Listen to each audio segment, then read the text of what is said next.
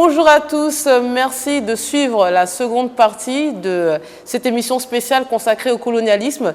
Nous sommes toujours au sein du musée des civilisations qui a rouvert ses portes le 1er août à Abidjan. Et pour évoquer le colonialisme, je suis en compagnie toujours d'Arthur Banga, l'historien des relations internationales. Rebonjour. Bonjour. Et du sociologue Dr Lee Nikes-Nielbin, qui est toujours à nos côtés. Bonjour Dr Lee. Alors, la colonisation, c'est vrai que c'est un sujet qui cristallise les tensions, mais qui nous éclaire aussi sur la nature des relations entre les différentes nations. On parlait la semaine dernière de l'historique et puis de l'impact de ce colonialisme. Mais de nos jours, messieurs, on ne parle plus de territoire colonisé, mais des esprits. Pour quelle raison?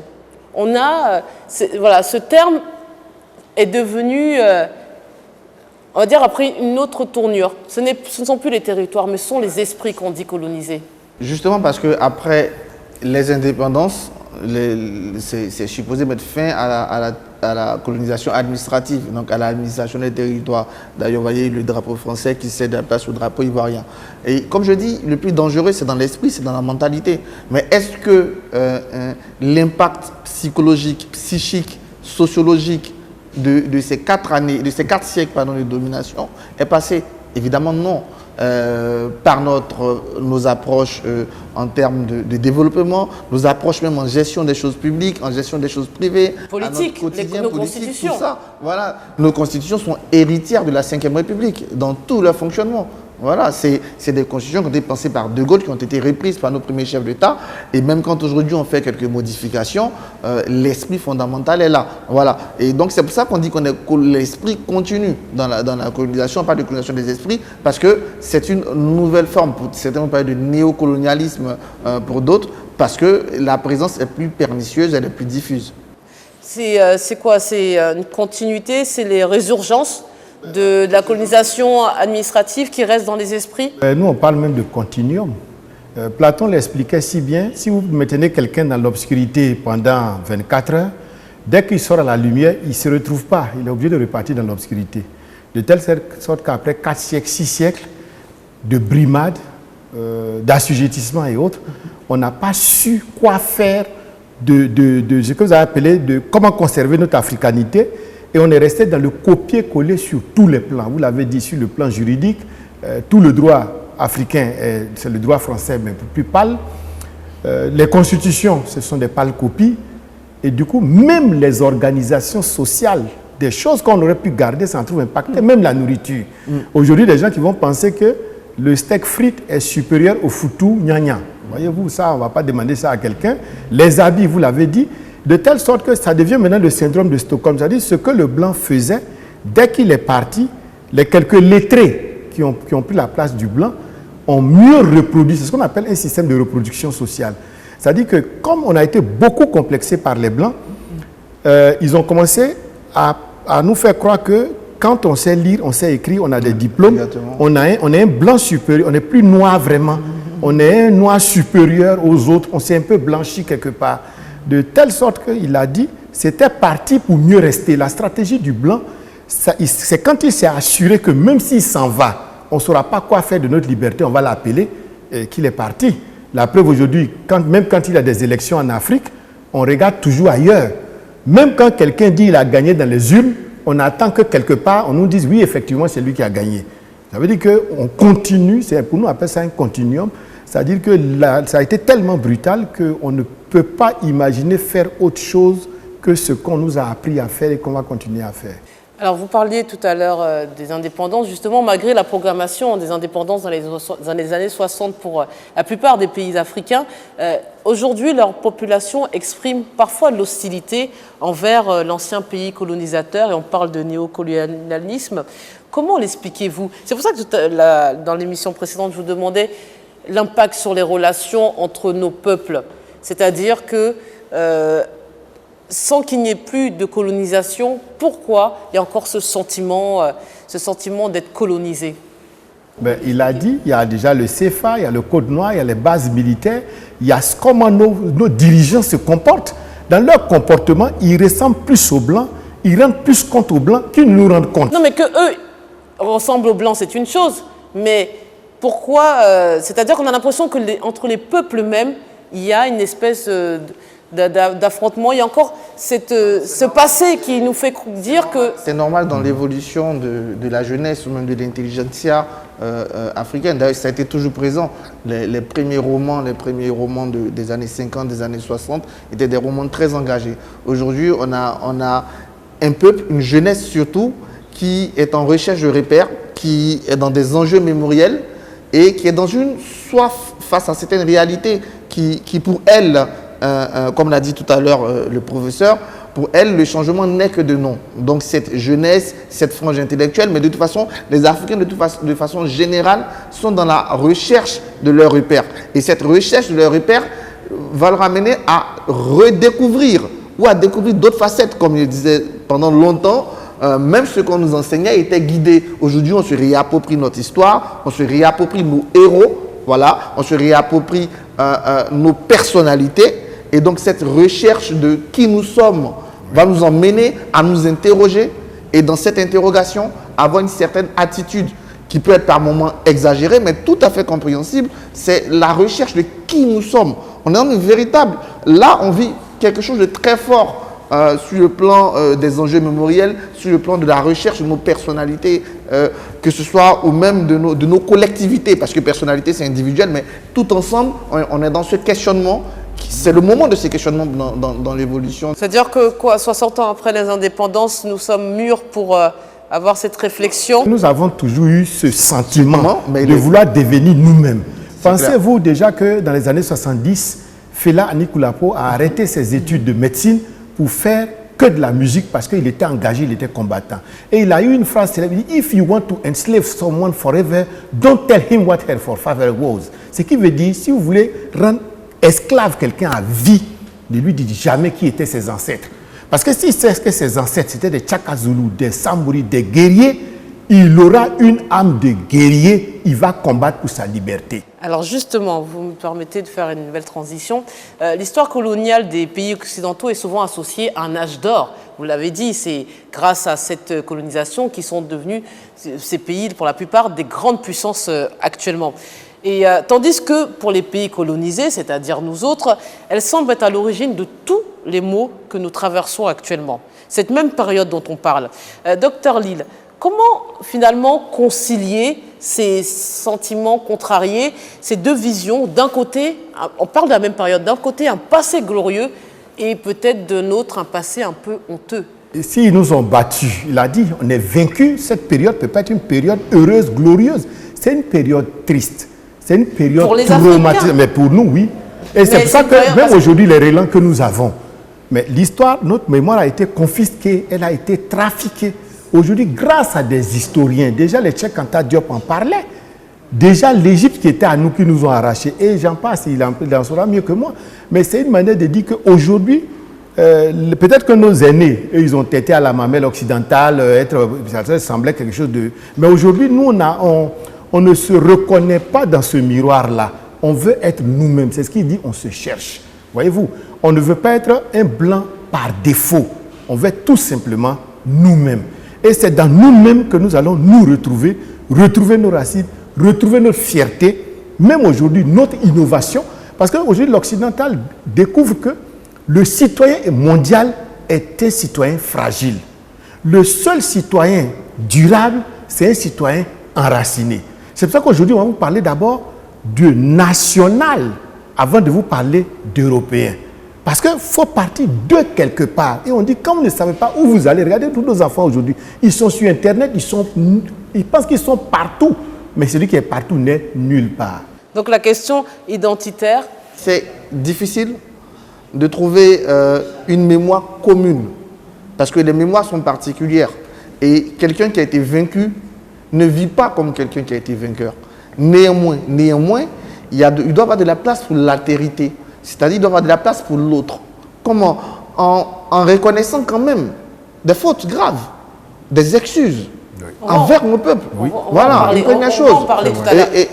Ok, d'accord, mais je pense que ce sont des voies. Et nous, en nous réappropriant notre culture, en acceptant certaines choses, à partir du moment où ils vont reconnaître certaines fautes qui ne sont même pas leur cause aujourd'hui, de leurs grands-parents, on pourra aller ensemble vers une histoire commune. Pour dire, oui, à côté, il y a eu ça, il y a eu ci, mais on peut trouver des éléments communs, des éléments fondateurs, sans nier nos responsabilités, pour construire justement cette histoire et cette mémoire commune, de part et d'autre, bien sûr. Alors, on va s'intéresser à l'actualité, la vague de soulèvement qui a suscité, qui a fait suite plutôt à la mort de l'Afro-Américain George Floyd, a pris une tournure particulière qui se manifeste par la convocation du passé esclavagiste et colonial de l'Occident au banc des accusés.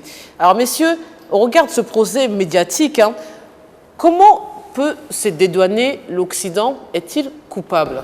La question n'est pas de se dédouaner. À partir du moment où vous voulez vous dédouaner ou vous voulez accuser, pour moi, on sera toujours dans la. Mais ils sont au banc des accusés. Généralement, quand on fait un procès, c'est pour savoir la culpabilité. On peut discuter de la culpabilité. Sont-ils coupables? Mais bien sûr. Ils ont posé des actes.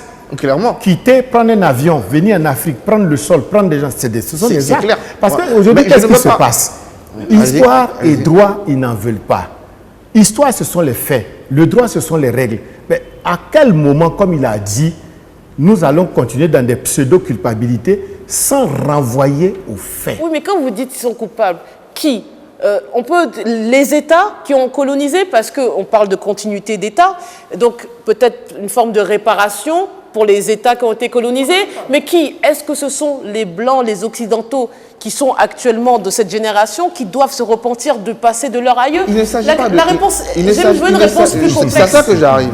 Il ne s'agit pas de réparation. On ne pourra jamais réparer la colonisation. Voilà. Les conséquences sont énormes. Il s'agit juste, dans certains moments, certains hommes politiques français l'ont fait. Pourquoi ils ont reconnu, ils ont accepté la mémoire juive? Pourquoi Chirac a fait les discours de Veldiv? Et il ne peut pas faire. Et il peut pas faire l'histoire pour eux? Parce que l'esclavage leur paraît, l'Afrique leur paraît éloignée et l'esclavage leur paraît. Parce que piller les ressources de l'Afrique en 1945, là, c'est si loin que ça. C'est de la même période. L'Algérie, la guerre d'Algérie, c'est plus récent. Donc il y a d'abord cette reconnaissance. Et moi, il y a des gens comme Macron qui sont décomplexés, qui l'ont reconnu. Macron, oui, il a dit ici que c'est un crime contre l'humanité. Exactement. Moi, à partir du moment où il y a cette reconnaissance, c'est déjà quelque chose de bien. Voilà, déjà ça. Voilà. Il ne s'agit pas de demander à mes amis français, j'en ai plein d'ailleurs, de venir payer parce que le grand-parent fait ceci. Non, au moins cette reconnaissance. Ensuite, accepter. Donc de l'État. Ensuite, oui, bien sûr, de l'État. Mais pas de tous les Français. Mais l'État engage les Français. Non, mais on a vu aux États-Unis. Je vais terminer. Les policiers mettent le genou à terre. Je vais terminer pour dire une deuxième chose qui est très importante dans cette histoire, c'est de reconnaître notre place dans la construction de leur État. Ça, c'est fondamental.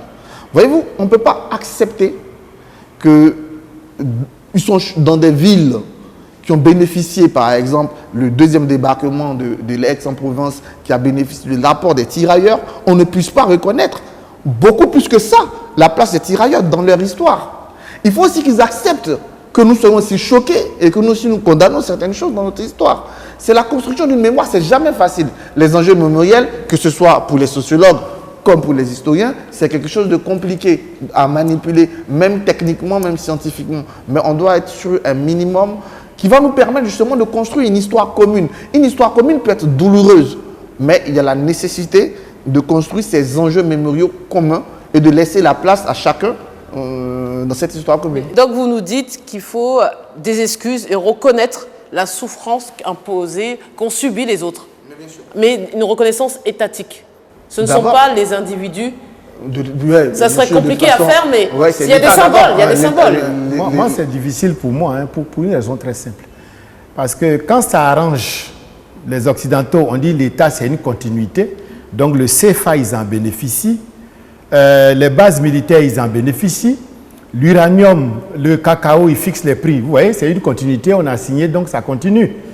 Et quand c'est une partie moins glorieuse, ils disent que non, ça, on ne peut pas demander à chacun, mais chacun est comptable de ses grands-parents, sauf si vous êtes un bâtard. Sinon, si vous êtes digne fils de votre fille, de votre père et de votre... Tout ce que votre père a fait de bien ou de mal vous engage. En Afrique, on appelle ça un héritage. Si c'est un héritage coupable, vous devez expier votre faute en bas. Parce que les fautes descendent. Non, mais c'est ce que j'ai dit. On commence déjà par reconnaître. Écoutez, nous, on n'a jamais appelé les Blancs en Afrique. Tels qu'ils se sont levés pour venir nous piller. Mais aujourd'hui, ils ne peuvent pas nous dire que quand nous on dit qu'ils fassent chuter les sculptures de Colbert et autres, on délire. C'est ce qu'il dit. Nous, on recherche notre mémoire. Peut-être que pour le moment, c'est agressif, mais c'est un passage. Mais ils ne nous aideront jamais. Ils ont tout, depuis l'époque coloniale, ils ont tout écrit. Voilà des gens, depuis l'Égypte, on écrivait tout.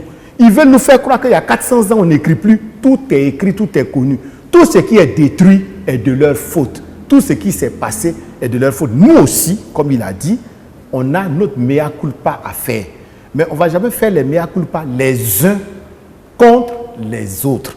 Comme on le dit, la sorcière mange l'enfant, elle oublie, mais la maman n'oublie pas. Donc nous avons notre travail de mémoire à faire qui nous est propre par rapport à nos perceptions de nos fautes.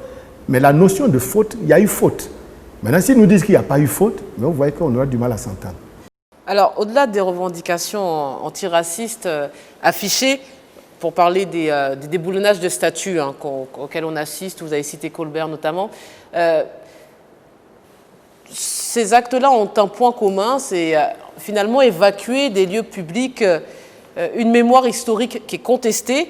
Est-ce que ces actes sont une remise en question de l'histoire officielle en opposition à une autre histoire que la rue revendique d'écrire ou bien de mettre en exergue? Non, mais c'est bien, c'est excellent votre question parce qu'elle pose la question, comme j'ai déjà dit, des mémoires. Une mémoire commune, elle est difficile. Une mémoire officielle, elle est difficile parce qu'un personnage, il est multiple. Même quand on reviendra, comme le collègue le dit, quand on reviendra à écrire nous-mêmes nos mémoires, un personnage comme Samori Touré, on parle de Samori le résistant, mais dans le pays de Tagbana, par exemple, Samori c'est un visage hideux. Oui. Voilà. Néanmoins, il faut qu'on trouve, il faut qu'il y ait toutes ces mémoires-là aient leur place. Voilà. Si aujourd'hui on peut manifester Colbert, je suis tout à fait d'accord, français, je l'aurais béni, oui, mais il faut quand même accepter la face noire du personnage. Et de la même manière... Tous les hommes sont complexes à ce jeu-là. Peut-être que regardez Nelson Mandela, qui est érigé en, on va dire, meilleur exemple en Afrique d'un chef d'État. Peut-être que la génération de demain va trouver des choses négatives le concernant et le renier. Et lui dire qu'il a collaboré avec les Blancs. Justement, quand on ne permet pas, c'est là, quand on ne permet pas aux autres mémoires de s'exprimer, c'est là qu'on arrive au combat des mémoires. Exact. Vous comprenez? Il faut permettre, aux lendemains de la guerre, la France, elle a connu. Il y a eu d'abord une mémoire officielle qui était une mémoire résistentialiste, qui a dit oui, tout le monde a résisté. Ça fait quoi? Ça a tué les Juifs, ça a tué même les tirailleurs qui n'avaient pas leur place et qui n'ont pas suffisamment leur place dans cette mémoire. Ça mène quoi? Chirac à reconnaître la mémoire juive en 1995. Voilà. Quand on permet à toutes les mémoires de s'exprimer, en ce moment-là, on peut tendre vers une mémoire commune, une mémoire officielle. Mais quand on veut justement nier cet aspect de leur histoire, si demain on doit déifier, canoniser, comme je le souhaite, Samori Touré, il faut bien comprendre à mon frère, il faut accepter, il faut leur faire savoir que oui, il y a eu cette partie qui a été difficile pour les pays Tagbana, par exemple. Tout dirigeant est contesté et contestable. Pourquoi chaque fois qu'il y a des peuples dans les cosmogonies, on crée Dieu? Parce qu'il n'y a que Dieu qui est parfait. Hitler, ça devrait être une mémoire plurielle, mais la mémoire officielle en fait c'est le diable. Exact. Fait homme. Napoléon, Staline, mais on ne peut pas diriger les hommes sans avoir des faces lumière et des faces ombre. Et comme il a dit, c'est dans une co-construction des mémoires. Parfait. C'est ce qu'on appelle chacun dit sa part. Oui, mais messieurs, excusez-moi, si on s'amuse à ça, on va finir dans une concurrence mémorielle. Chacun va venir expliquer à quel point il a souffert. C'est pour ça qu'il a utilisé le mot. Chacun va dire que moi, j'ai plus souffert que vous, donc je mérite une statue plus grande que vous. C'est pour ça qu'il a utilisé le mot exceptionnel, co-construction. Quand on laisse sa place à la co-construction, il n'y a pas de concurrence. Je vais vous donner un exemple précis. Je veux qu'il illustre bien cette difficulté. C'est Victor Schœchler. 2 statues à son effigie en Martinique ont été détruites avant même le cas de George Floyd.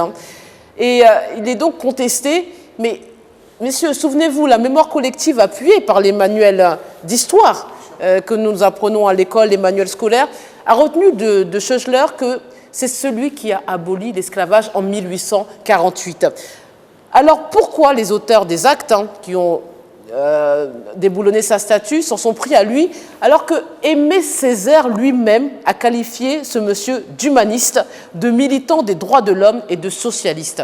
Alors, justement parce qu'il y a ça prête à confusion. Justement parce qu'il y a une mémoire officielle qui a étouffé les autres mémoires, justement. C'est ça le problème. Mais Aimé Césaire, ce n'est pas le dernier. Voilà, je veux dire, Aimé Césaire, c'est une conviction, c'est une icône, mais il peut aussi avoir des erreurs de jugement. Tout le monde n'a pas vécu ce que Aimé Césaire a vécu. Le sentiment, il est important parce que le sentiment, il est personnel. Et quand on parle de mémoire, on parle de mentalité, on a un collectif. À partir du moment où un groupe ne se sent pas, n'a pas le temps de s'exprimer de façon mémorielle, il va vouloir prendre sa place. Et à partir du moment où on veut prendre sa place, on rentre dans ça. Il faut exister. Ça, justement. Et exister, on existe toujours dans la contestation. Exactement. Regardez Aimé Césaire lui-même. Et avec Sédar Senghor qui faisait la négritude. Pendant ce temps, nos collègues anglophones nous disaient le tigre ne prend pas sa tigritude, il saute sur sa proie. Donc, ils passaient tous pour être des vendus, ceux-là. Voyez-vous, mais c'est ça aussi la mémoire plurielle. Chacun doit dire sa part de vérité. Schœchler, Victor Schœchler doit conserver cette mémoire plurielle. Exactement.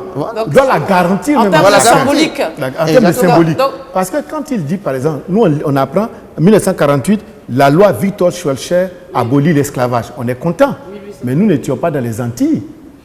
Alors que pendant ce temps, moi, il n'y a même pas 2 ans, quelqu'un m'a édifié du fait que la manière dont les esclaves s'étaient révoltés, le fait de nous donner cela a même affaibli la lutte. Donc c'est pour ça, ça revient à ce que vous dites, vous considérez que les pays finalement colonisateurs n'ont pas suffisamment accordé la place qu'il faut à leur vécu colonial pour l'information de leurs citoyens. Et même chez nous, ça va tellement loin que même dans la mémoire qui est construite dans nos pays, la place même des résistants n'est pas assez importante. Merci beaucoup. Voilà. Et ça, c'est vraiment... voilà, c'est un gros problème dans la construction mémorielle. Moi, j'irai plus loin. Moi, j'ai remarqué que les Blancs, quand ça les concerne, ils font des introspections jusqu'à avant Jésus-Christ. Mais quand ça nous concerne, quelque chose qui s'est passé hier, c'est votre grand-père, quand il dit le tirailleur. Moi, j'ai un grand-père qui a fait. Il n'y a aucun Africain aujourd'hui qui n'a pas son grand-père qui n'ait été ancien combattant ou combattu. En fait, ça dépendra. Mais je veux dire, mais quand il a fallu reconnaître la nationalité française à nos parents en tirailleurs, jusqu'à présent, à plus forte raison, les indemnisations. C'est pour ça que je suis d'accord quand il dit qu'ils n'ont rien à nous payer. Voilà, parce qu'ils ne pourront jamais payer, parce qu'ils ne reconnaissent d'abord par le mal qu'ils ont fait.